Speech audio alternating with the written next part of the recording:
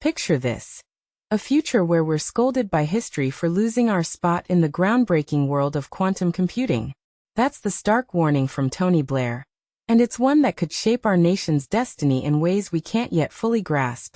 Former UK Prime Minister Tony Blair, whose think tank and consultancy, the Tony Blair Institute, receives support from heavyweight tech figures like Oracle's founder Larry Ellison, insists that history won't forgive us if Britain lags in this global dash to master quantum computing. This cutting-edge field is poised to unleash revolutionary advances across fields like pharmaceutical development and environmental simulations. Blair, teaming up with ex-Conservative leader William Hague in a new report urging a comprehensive national plan for quantum tech, draws a parallel to the UK's experience with artificial intelligence. There, the nation pioneered key research, but watched as leadership slipped away to rivals like the United States, sparking a rush to establish sovereign AI capabilities. As they put it, as we have seen with AI, a strong research and development base is not enough. It is the countries that have the infrastructure and capital for scale that capture technology's economic and strategic benefits. The UK boasts the world's second-largest number of quantum startups, yet it's missing the bold venture capital and robust infrastructure needed to grow them into giants. But here's where it gets controversial. Should governments like ours pour resources into unproven technologies, risking taxpayer money on something that might not pay off for decades? Or is this exactly the kind of forward-thinking gamble that separates winners from losers in the tech game? Quantum computing flips traditional computing on its head in ways that might seem straight out of a sci-fi novel. But let's break it down simply for those new to the concept. In everyday computers, data is handled by tiny switches called transistors that are either on, representing a 1, or off, representing a 0. Quantum mechanics, however, allows for something wild: superposition. Think of it like this: a quantum bit or qubit isn't just 1 or 0. It can be both simultaneously, opening up a universe of possibilities. This leads to an explosion in processing power, where a single quantum machine could theoretically tackle calculations that would overwhelm billions of the fastest supercomputers today. We're not quite there yet for everyday use, but the implications are huge.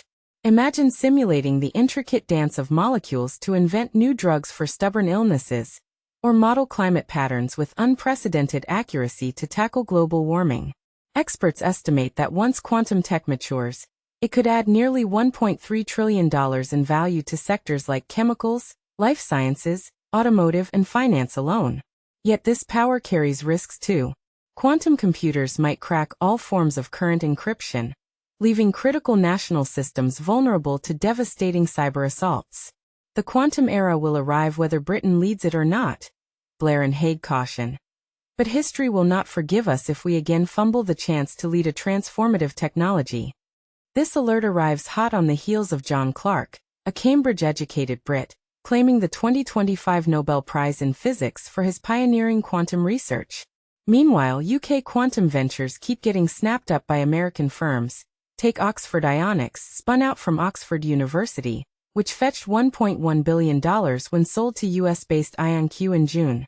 Or PsiQuantum, originating from Bristol University and Imperial College London, which mostly expanded in California due to eager investors there, and now plans its first major quantum computer in Brisbane, Australia. A critical report from the Tony Blair Institute for Global Change slams the UK's quantum approach, noting that China and the US are sprinting ahead, with Germany, Australia, Finland, and the Netherlands hot on their heels. But is this criticism fair? Or are we underestimating our strengths? A UK government spokesperson responds confidently. Quantum is a game-changing technology with the potential to overhaul everything from healthcare to our access to affordable clean energy.